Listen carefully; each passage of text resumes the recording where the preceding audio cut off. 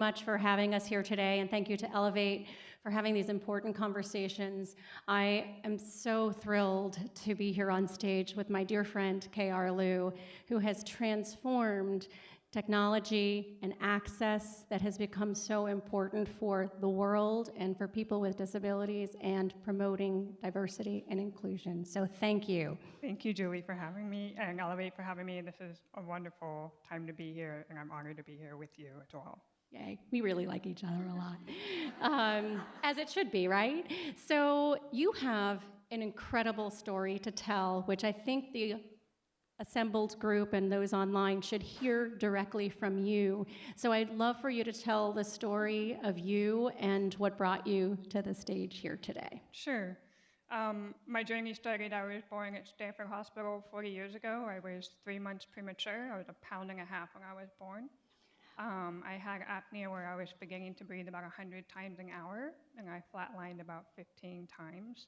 I was in the ICU for the first 6 months of my life, and eventually I got strong enough and gained enough weight and was able to breathe on my own that I went home, and I had 24-hour nursing care for the first year of my life at home. I got to the point where I was getting stronger and healthier and thriving, and at the time I was about 2.5 years old. My parents noticed that I wasn't talking properly and went and got my hearing tested and found out I had extremely severe hearing loss, and I was fitted with hearing aids at the age of 3. So I grew up being the only person I knew in my class that had severe hearing loss, and I struggled very much with that. But I used sports as my way to cover that. I was very much active in basketball, and I used that to help me kind of survive through elementary school, junior high, and high school. And I thought that my dream was going to be to play college basketball. In my first practice of my senior year, I broke my shooting hand and I was out for the rest of the season. So I had to think of, what am I going to do now? And this is back in 1995, 96, and the dot-com boom was happening in Silicon Valley, and I wanted to be a part of it. I had no idea how I was going to do that.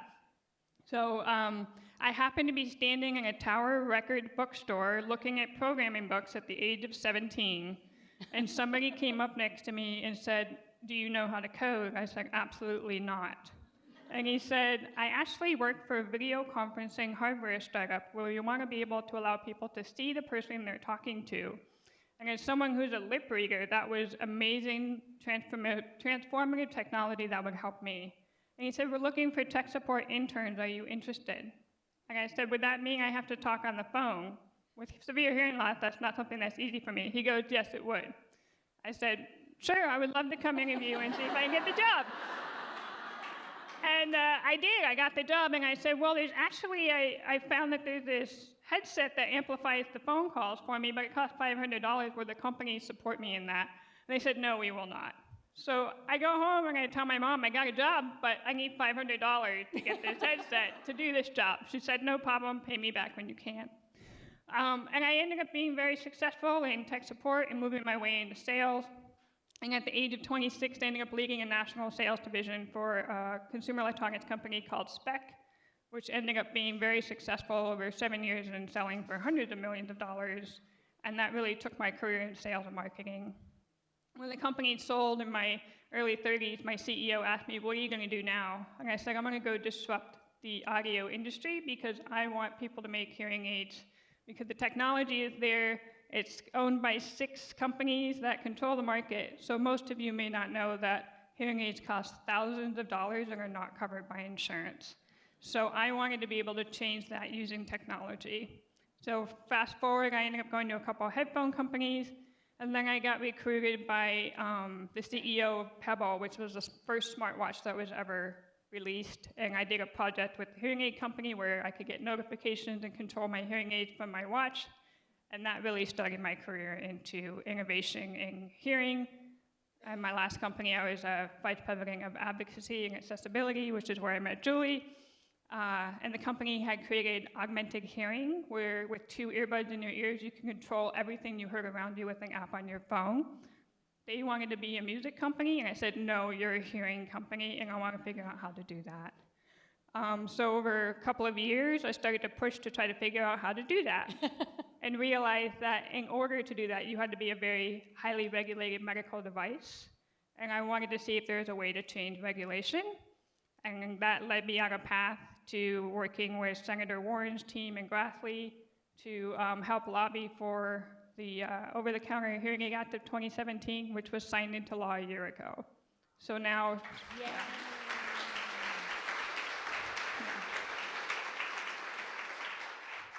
And so now technology companies will be able to sell over-the-counter to consumers, which will drive prices down and give consumers more option and choice that are also socially acceptable as well.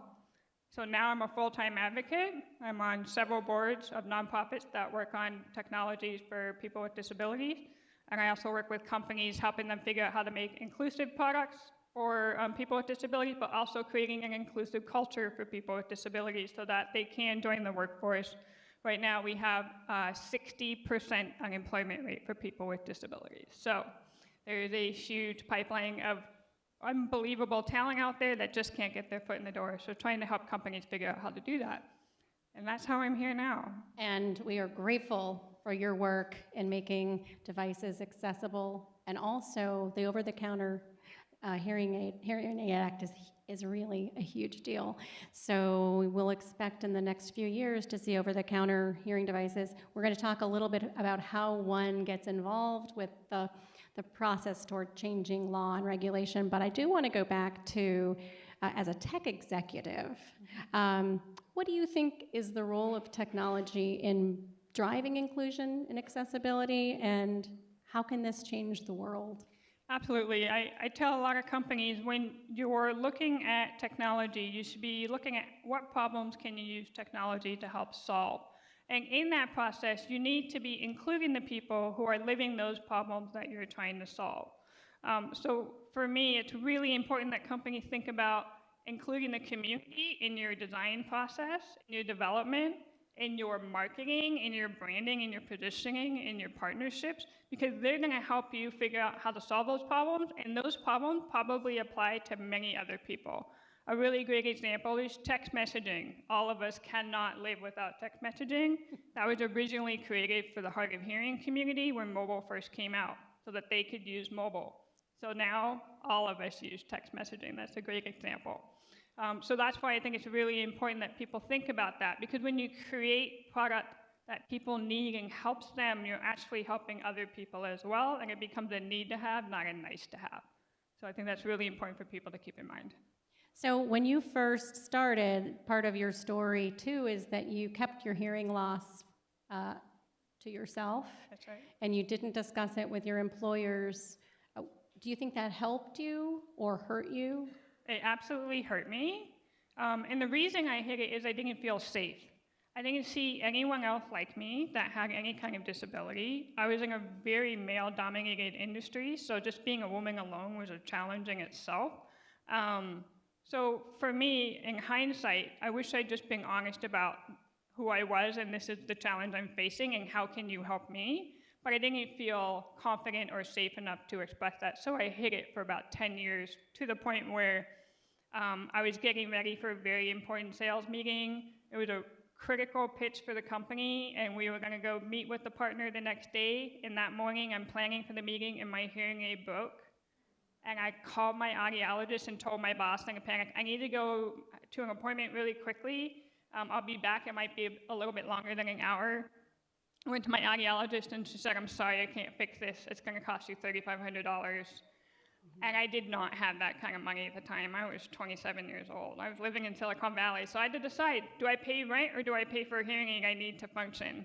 So I just gave him a credit card and my life savings and went to my car, cried my eyes out. And I said, I cannot let this happen to anyone else. So I pulled myself together, went back to the office. My CEO, she saw me, and she's like, something is not right with you. So come into my office and tell me what's going on. And that was the first time I said, okay, here's the truth. And she said, why didn't you tell me? We would have supported you, we'll figure this out, and we'll help you. And from then on, my career took off. So if I had done that sooner, I probably wouldn't have faced those kinds of challenges. Well, and you've been such a face for the disability community, for the diversity community, as, look, I have this thing that makes me me. And talk a little bit about how technology can help to overcome the stigma of disability? And how do you encourage companies to make product design inclusive?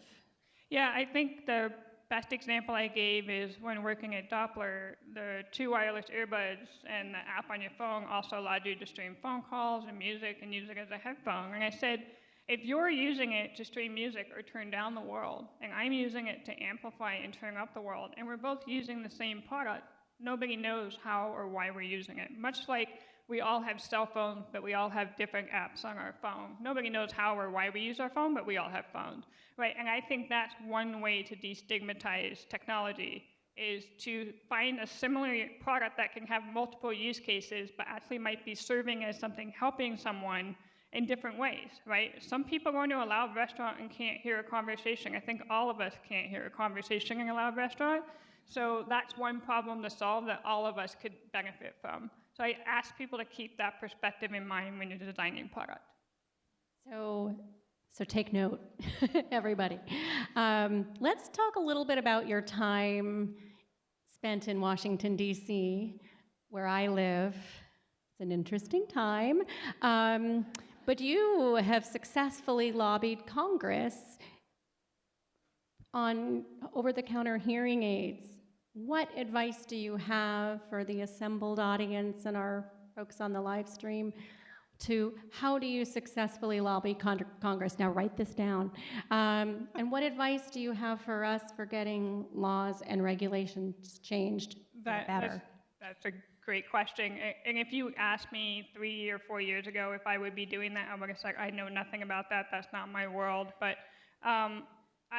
being in the technology industry, trying to figure out how to solve this problem of access, and I found out that the only way I could do that was through regulatory. So I went and educated myself as much as I could and connected myself with the people in that world. And that's how I met Julie, through the CTA.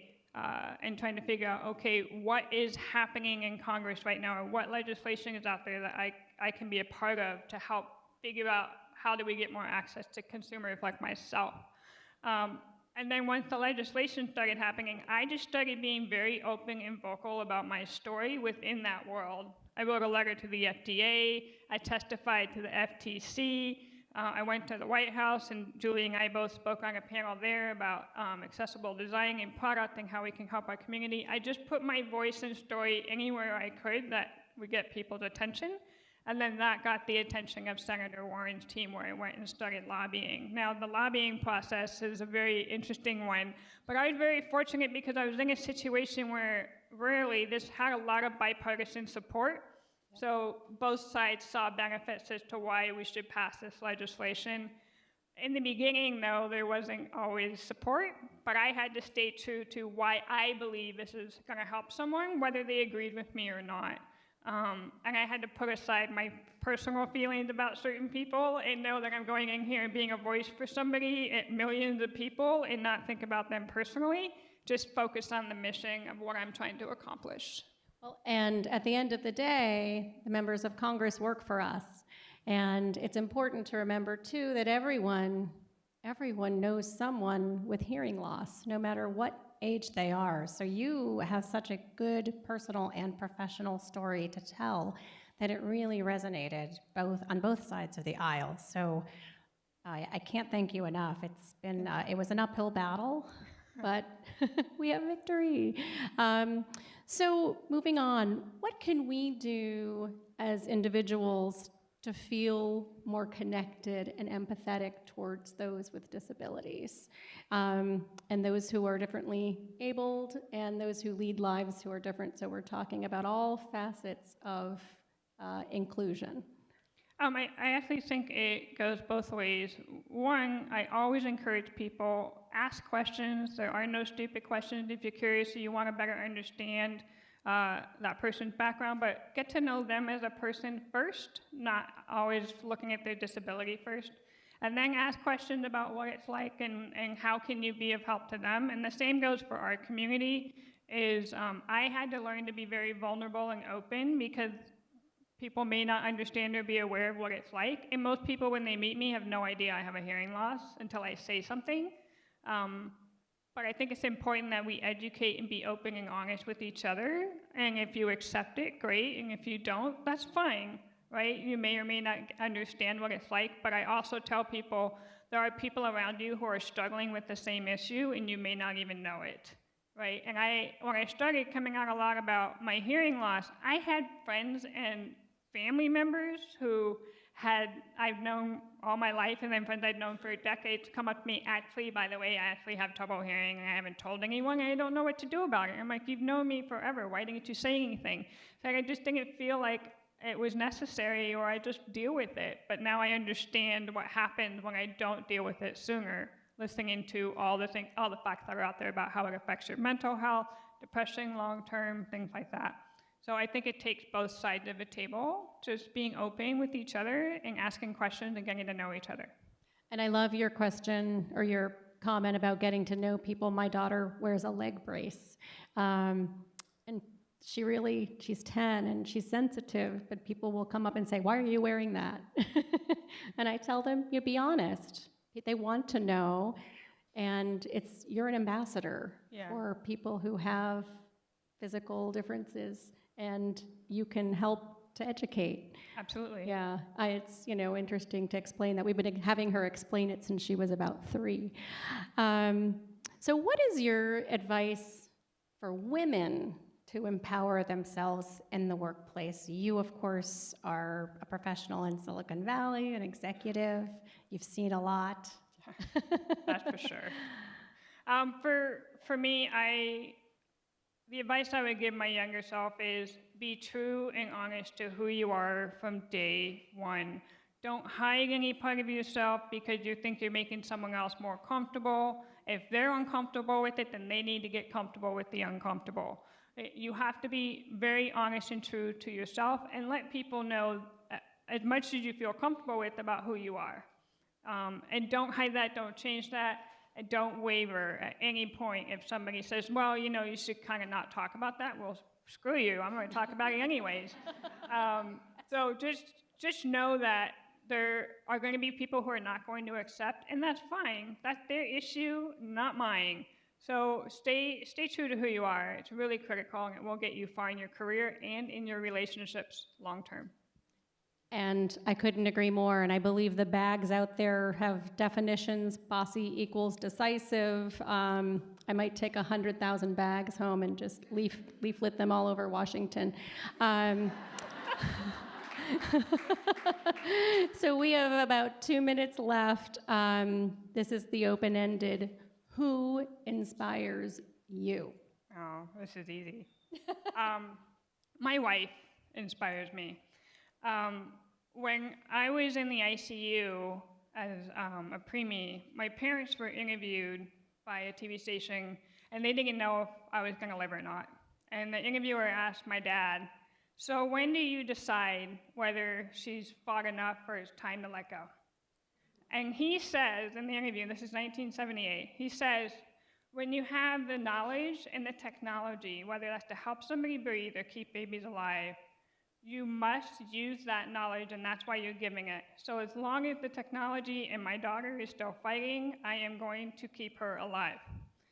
My wife found that TV clip and gave it to me the day that the legislation passed, so that I am reminded as to why I'm doing what I'm doing, because technology does change people's lives. And what's really hard for me is the reason she also gave that to me is because my father passed away when I was 13. At 46 years old, he had a stroke one day and was in a coma for 2 weeks, and that was it. So you never know when somebody's going to be here, and he was my biggest champion. So for me, it's her. She always makes sure that I don't give up and that I remember why I'm doing this. So I encourage that for all of you. If you really believe in something, do not give up. Thank you.